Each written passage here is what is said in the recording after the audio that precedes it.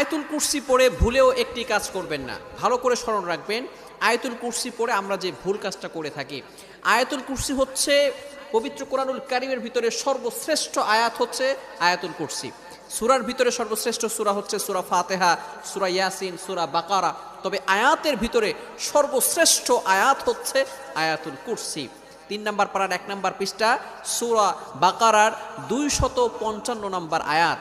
এই আয়াতটি এতটা ফজিলতপূর্ণ আয়াত, আল্লাহু লা ইলাহা ইল্লাহু আল হাইয়ুল কাইয়্যুম। এই আয়াতের ভিতরে আল্লাহ তাআলার 2টি চমৎকার নাম আছে। এই নামকে বলা হয় ইসমে আজম, আল হাইয়ুল কাইয়্যুম।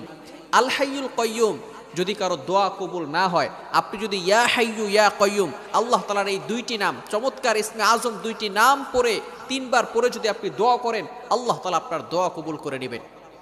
যেহেতু এই আয়াতের ভিতরে আল্লাহ তাআলার 2টি ইসমে আজম নাম রয়েছে, এই নামের কারণে